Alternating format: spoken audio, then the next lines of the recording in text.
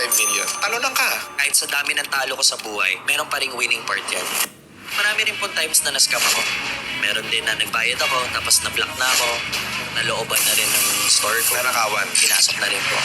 Na-discover ako ng isang manager. Pinasok niya ako sa isang boy group. Yun po yung The Ones. Natapos na rin kontra ko with Viva. Di na ako nag-renew. Tapos pumutok yung The Ones. Naiwan ako. Ano yung pakiramdam na bakit sila sikat ako hindi? May regrets ka. Sana tinuloy ko na lang pala.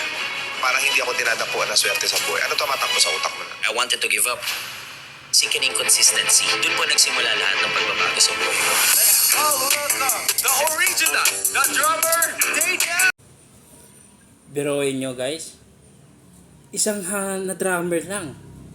Sikat, syempre sikat ang dawan eh. Sabihin natin, sikat talaga ang dawan sa mga hugot song nila.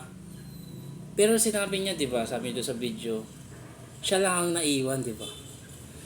Pero biruin nyo, sa dami niya yung na-experience. Na-scam pa siya, nalooban, hindi pa rin siya sumuko. Ganyan ang kagaling ang Diyos natin guys. At dapat ganun rin tayo. Kahit dito kasi sa mundong ito maraming pagsubok talaga eh. So, biruin nyo, sabi niya 'di ba, talunan siya. Ang pagiging isang talunan, ang mga taong talunan ay nagiging successful. Tandaan niyo yan guys. Bakit? Kasi hindi nila iniisip natalunan sila. Kahit sabihin ng ibang mga tao, kahit anong sabi, ikaw, itong nanonood ng video na to, kung nakikinig ka. Kung sabihan kang talunan ka, o bobo ka, okay lang yan. Huwag mong gamitin, huwag mong sila gantin sa salita. Alam mo saan mo sila gagamitin? Sa gawa. Kasi patunayan mo na hindi ka bobo. Eh, kaya naman karamihan ng mga bobo, di ba, mga madiskarte. Di ba?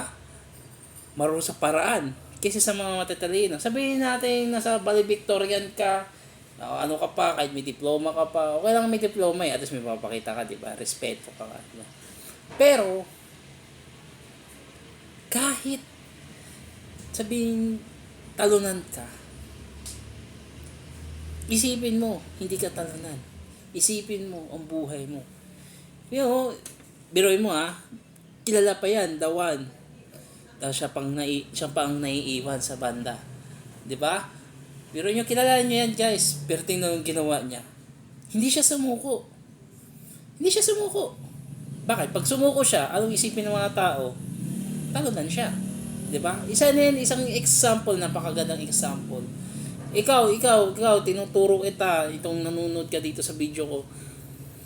Huwag mong isipin na talunan ka. Kung gusto mo maging doktor, ituloy mo. Huwag mong isipin ng ibang sinasabi ng ibang tao na nagpapadown sa iyo. Isipin mo yung mga tao na nagpapa-up, nagpapatuloy at pinupush ka pataas. Makuha mo yung goal mo. Tandaan mo yan guys.